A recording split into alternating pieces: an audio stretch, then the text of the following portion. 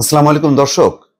Israel এবং ইরানের যুদ্ধের আরো কিছু খবর এবং বিশ্বের প্রতিক্রিয়া আসতে শুরু করেছে। কিছুক্ষণ আগের খবর, ইরানের হামলায় জ্বলছে ইসরায়েলের সবচেয়ে বড় তেল শোধনাগার, নিহত ৩। তবে তার থেকেও বড় বিষয় হচ্ছে আন্তর্জাতিক মেরুকরণ ঘটতে শুরু করেছে। অর্থাৎ আহ, ইসরায়েল এবং আমেরিকা মিলে যে ইরানকে কুপকাত করতে চাইছে, মিথ্যা অভিযোগে, যেখানে মার্কিন আহ, যে গণমাধ্যম সেখানে বলছে যে পারমাণবিক অস্ত্র তৈরি করতে যদি কর্মসূচি তারা শুরু করেছে সেটা আরো ৩ বছর লাগবে, কিন্তু মিথ্যা তথ্যের অজুহাতে যে পারমাণবিক অস্ত্র তৈরির দ্বার প্রান্তে পৌঁছে গেছে ইরান, এই অভিযোগ তুলে ইসরায়েল হামলা করে গত শুক্রবার। ভয়ঙ্কর হামলা, যে হামলায় প্রথম রাতেই ২০ জন সামরিক কমান্ডার নিহত হয়, একেবারে ইরানের অভ্যন্তরে এবং ইরানের বেসামরিক এবং সামরিক উভয় স্থাপনা গুলোতে লক্ষ্য করে হামলা চালিয়েছে। এরপর আস্তে আস্তে ৩-৪ দিন পর থেকে বিশ্ব নেতারা মুখ খুলতে শুরু করেছে। চীন মুখ খুলেছে, কাতার এবং তুরস্ক। এখানে বলা হচ্ছে যে ইসরায়েলি হামলায় ইরানের নিহত ৪৫০। মানবিক সংস্থা তারা বলেছে যে এই পর্যন্ত যে নির্বিচারে হামলা চালিয়েছে ইসরায়েল, তাতে ইরানের ৪৫০ জন নিহত হয়েছে।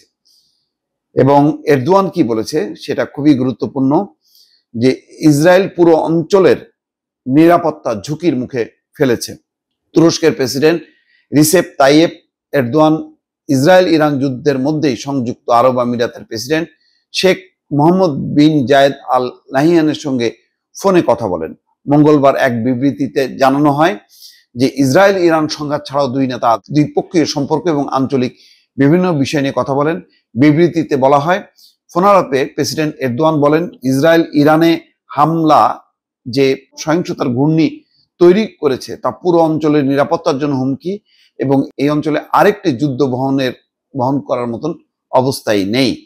এরদোয়ান সংঘাত নিরসনে কূটনৈতিক উদ্যোগ জোরদার করার উপর জোর দেন। তিনি বলেন, ইরানের সঙ্গে পারমাণবিক বিরোধ নিরসনে চাবিকাঠি হলো পুনরায় আলোচনায় ফেরা। তিনি সতর্ক করে দেন, চলমান পরিস্থিতি যেন গাজার ভয়াবহ মানবিক সংকটকে ছাপিয়ে না যায়, কারণ তাহলে পশ্চিম তীর এবং পূর্ব জেরুজালেমেও ইসরায়েলিদের দখলের ঝুঁকিতে পড়তে পারে। এই বক্তব্যের পাশাপাশি কাতার বলেছে, ইরানের পারমাণবিক স্থাপনায় ইসরায়েলি হামলার ভয়াবহ পরিণতি হতে পারে। ইরানের পারমাণবিক স্থাপনাগুলোর উপর ইসরায়েলি হামলার তীব্র নিন্দা জানিয়েছে কাতার। দেশটি এই হামলাকে অবিবেচক পদক্ষেপ, যা ভয়াবহ পরিণতি ডেকে আনবে বলেও মন্তব্য করেছেন। মঙ্গলবার কাতারের পররাষ্ট্র মন্ত্রণালয়ের মুখপাত্র মাজেদ আল আনসারি বলেন, এই হামলা এমন এক সময় চালানো হয়েছে যখন ইরান ওয়াশিংটনের সঙ্গে একটি ইতিবাচক কূটনীতিক প্রক্রিয়ায় অগ্রসর হচ্ছিল, যার সঙ্গে বহু আঞ্চলিক দেশও যুক্ত ছিল। দর্শক, এই ঘটনার পাশাপাশি কিছুক্ষণ আগের যেই খবর, তাতে বলা হচ্ছে যে ইরানের হামলায় জ্বলছে ইসরায়েলের সবচেয়ে বড় তেল শোধনাগার, সেখানে নিহত ৩জন নিহত হয়েছে। আর ইসরায়েল ইরান সংঘাত নিয়ে প্রথমবারের মতো মুখ খুলেছে চীনের প্রেসিডেন্ট। ইরান ও ইসরায়েলের চলমান সংঘাত শুরুর পর এই প্রথমবার মুখ খুললেন চীনের প্রেসিডেন্ট শি জিনপিং। তিনি বলেছেন, ইরানের বিরুদ্ধে ইসরায়েলের সামরিক অভিযানকে কেন্দ্র করে মধ্যপ্রাচ্যে হঠাৎ উত্তেজনা বৃদ্ধি পাওয়ায় চীন গভীরভাবে উদ্বিগ্ন। চীনের রাষ্ট্রীয় সংবাদ সংস্থা সিনহুয়ার বরাত দিয়ে সিএনএন এর প্রতিবেদনে এই কথা বলা হয়েছে।